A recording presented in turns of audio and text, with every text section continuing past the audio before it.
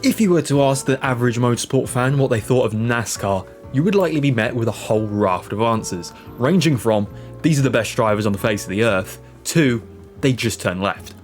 And whilst I land somewhere in the middle, I thoroughly enjoy NASCAR, even if it does shoot itself in the foot at times, but what motorsport series doesn't every now and again. The main criticism I have of the series is the absolutely inane, overcomplicated, confusing, contradictory and frustrating point system. When I get into how this works, you will start to understand one of the aspects of why NASCAR may struggle to gain casual fans later on into the season, most of which ties into their playoff format. This evolved out of the chase format from the mid-2000s. As you will come to realise through the effort that the series goes to try and keep the championship fight going in perhaps an artificial way, it can lead to drivers becoming champion that weren't necessarily the best throughout the whole year, with so much emphasis on singular wins rather than consistent performances. That'll all come later. Firstly, where did the playoff format originate from? In 2003, Matt Kenseth would become NASCAR Cup Series champion for the only time. Through consistent finishes, he was able to win the championship with just a singular win to his name, despite other drivers, say Ryan Newman, winning 8 times. The consistency of 25 top 10 finishes was able to secure him the trophy at the end of the year. Although NASCAR stated that the readjustment of the point system wasn't because of Matt Kenseth, as they apparently had been considering a change for the past 4 or 5 seasons, it certainly accelerated the change. I mean, come on, to think otherwise would be a bit naive. The playoff format was originally under the guise of the chase, in which the top 10 drivers, along with any other driver within 400 points of the championship leader, would get in, although all cars will still compete in the remaining races, chase or not. All drivers in the chase now have their points readjusted, with the leader having 5,050, and each driver behind getting less in 5-point increments. Just a side note here, mainly for European fans.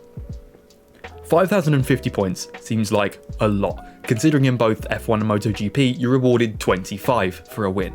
But in 2004 to 2006, a grand total of 180 points was awarded for a win, with the points being awarded all the way down to a potential 54th place, with an extra 5 if you lead a lap at any point, then another 5 for leading the most laps. If it seems complicated now, just wait until we get into the stage racing later on. There would be a number of changes to the chase until the playoff format was introduced, such as the top 10 drivers being extended to the top 12 in 2007, along with the 400 point rule being scrapped. In 2011 it was returned to the top 10 but remained at 12 chase drivers, as the 2 drivers outside the top 10 with the most wins were also included. Keeping up?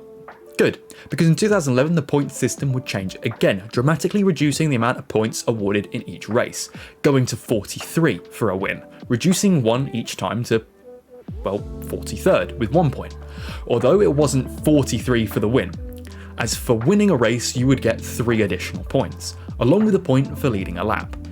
So it's really 47 points, or 43 plus 4? Some of these guys probably do more maths than actual racing, I swear down. In 2016 this was slightly reduced since the maximum field was then assigned to be 40 cars, so the maximum points went from 43 plus 4 to 40 plus 4. Do you really want to know the really funny part about literally everything I just said? None of it matters anymore, because of the stage system, introduced in 2016, and to be honest, is where the video really starts. At assigned points throughout a race, a mandatory caution will come out for the end of Stage 1 and Stage 2, with points being awarded at the end of both, from 10 plus 1 for a stage win down to 10th place. The points awarded at the end of a race being modified again slightly. 40 points remained for the win, but second went down to 35, going down by 1 for each position from there, then 36th through 40th being awarded 1 point each. Oh, and yeah, 5 points for a win now, not just 1. Alongside this point system, we have the notorious playoff format, as mentioned earlier. The amount of caveats, extra points, and playoff rounds, this is where it gets convoluted and just straight confusing, so just bear with me. There are 38 rounds in your average NASCAR season, with the playoffs beginning at round 27. The regular season is the first 26 races, with the regular season standings also giving playoff points to the top 10. The points drivers need to advance as far in the playoffs as they can. But then we have the concept of locking drivers in, where if a driver is to win a race in the regular season, they're automatically locked into the playoffs, with a win overruling any points tally that there may be between drivers. So if a driver was to have 1,000 points with a win, and another was to have 1,500 with no win, the driver with a win would be higher in the standings, despite having less points. Although this doesn't affect regular season standings. So you almost have two different standings going on at once here. The regular season standings and the playoff standings. But the playoff standings is where a driver really wants to top. Okay, my first opinion on how the regular season works is that wins are perhaps prioritised way too much. I could see this working once the playoffs are actually reached, we'll get to that in a sec, but the fact that throughout 26 races, one standout performance and a win could trump another driver that has consistently performed well without a win. But I think someone with an average of, say, 5th place with no win, compared to someone with an average of 20th but having a shock win under his belt, is valued more when put under a general consensus. I'll give you an example real quick. In 2022, Martin Truex Jr. was unfortunate enough not to reach a win in the regular season, being on the arse end of some extremely bad luck at times. Without the playoff format, at the end of the season, he would finish 7th. With the playoff format, he sits 17th, which is where he officially finishes. So 7th compared to 17th. You can see how perhaps the playoff shakes things up in unfair ways. This is where the playoff format can get kind of wild in relation to how it can change the official standings come season end. Truex would have finished 7th, as I just said, in 2022 without the playoffs. Well, in 2023, Ryan Blaney would have finished 6th without the playoffs. Difference here is, Ryan Blaney is the 2023 champion. This just goes to show that the playoff format screws with the natural standings maybe a bit too much for my liking, as two drivers who otherwise would have had relatively similar seasons finished 16 places apart in consecutive years. So here's how said playoffs work. Once the playoffs have been reached, the round of 16 starts, with the points tally being reset to 2,000 for these 16 drivers, putting them massively ahead of any non-playoff drivers, making it impossible for any non-playoff driver to finish higher than 17th. Wins will lock drivers into the next round, that being the round of 12. After the next 3 rounds, the round of 8 starts, although playoff points are reset to 2,000 for the playoff drivers between each round. Drivers that are knocked out of the playoffs between the rounds of 16, 12 and 8 will then have all their playoff points added together for the final standings, removing the reset to 2,000 between playoff rounds, whilst keeping them ahead of any non-playoff driver. Another issue arises here, seeing as if a driver was to have just one bad race, their fault or not, they could be removed from the championship fight entirely, even if they had multiple wins beforehand.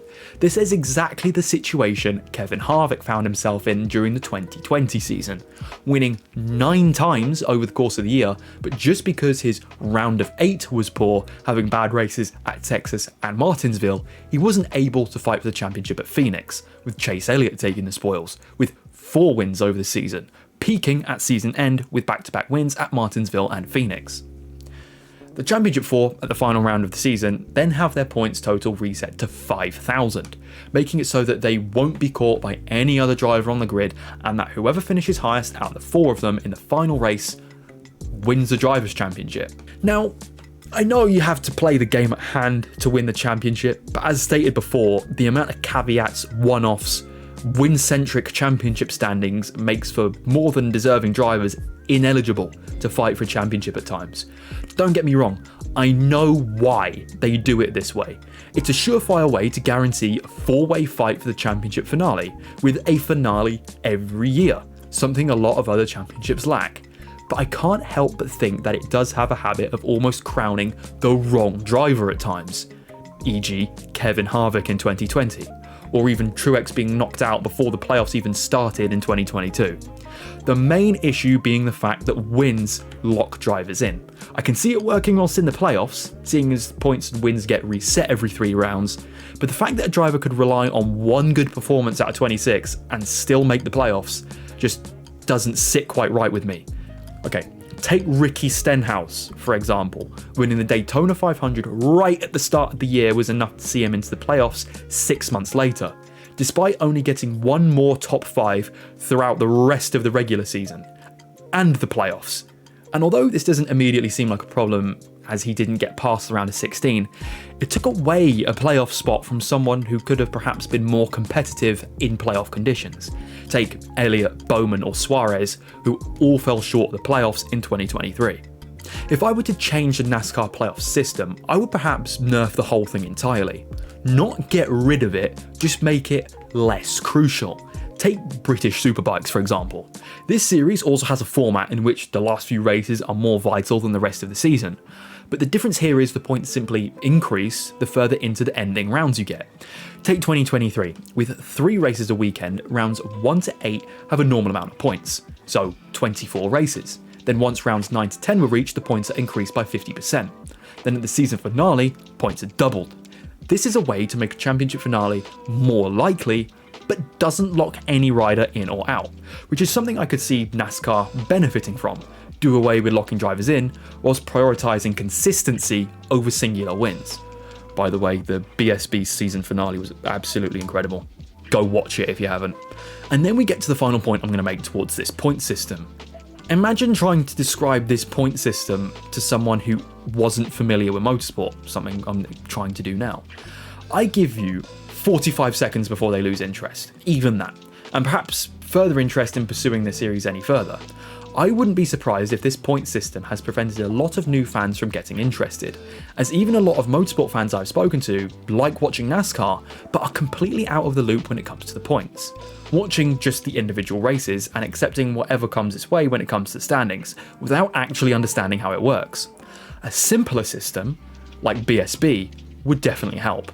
Like, good lord, this took me way more than one read to understand that. I'll just say that much. Again, I know why they do it. To guarantee a 4-way finale every season. But the way they score it rewards drivers that have spikes in form rather than consistently being up there. As well as being way too overcomplicated for many motorsport fans to even want to attempt to understand. And I entirely get why. So even with that considered, I do feel like NASCAR would benefit from a much more simplified point system, even if it doesn't guarantee a finale every year. But that is the nature of motorsport. Not every season will have a finale, and trying to force that can feel artificial, or at least that's how I receive it. But a playoff style format could be useful in encouraging a finale, but not guaranteeing a finale. There's a big difference. Say if there is a consistent rider at the top, and they stay consistent into the playoff races under an increased points format, they are just reinforcing the fact that they should be champion.